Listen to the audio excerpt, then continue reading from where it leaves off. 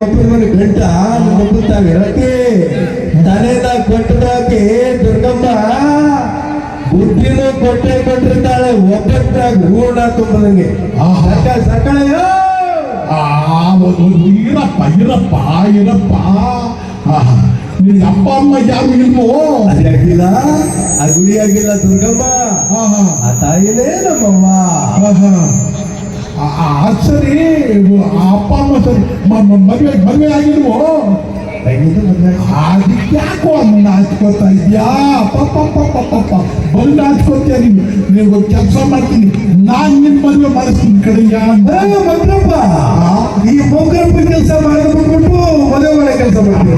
ಹಂಗಲ್ಲ ಯಾ, ನಾನು ನಿನ್ನ ಮದುವೆ ಮಾಡಿಸ್ಬೇಕು, ಒಟ್ಟಿಗೆ ಕೆಲಸ ಹೇಳ್ತಿಬೇಕು. ಹಂಗೆ ದೊಡ್ಡಾಗಿರ್ಬೇಕು, ಕುಳಿಕಾಯಿ ಬರ್ಬೇಕು, ಅಯ್ಯೋ ಈಟ್ ಮುದ್ದೆ ಮಾಡಕ್ ಬರ್ಬೇಕು, ಹಾಲು ಬರಕ್ ಬರ್ಬೇಕು, ಹಂಗಿರ್ಬೇಕು ನಾನು ಹೆಂಡ್ರು.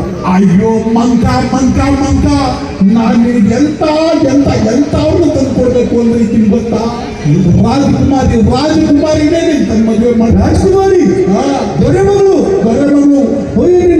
ಸಹಾಯ ಅವಳಿಗೆ ದೊಡ್ಡವಾಗ ನನ್ನ ಮದುವೆ ಆಗತ್ತೆ.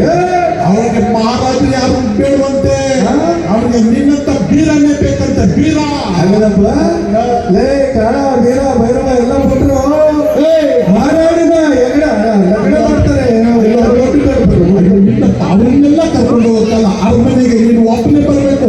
ನಿನ್ತಾನೆ ಮದುವೆ ಮಾಡ್ತೀನಿ, ಅವರಿಗೆಲ್ಲ ಮದುವೆ ಮಾಡ್ಬೇಕಾಗ್ತಾ. ಏ ಚಿನ್ನ ಕುರಿ ಚಪ್ಪಡಿ ಕೊಡಿ ಅಲ್ಲೇ ಬಾಲಯ್ಯನವರು ಮನೆಯಲ್ಲಿ ಬಂದಿದ್ದಾರೆ.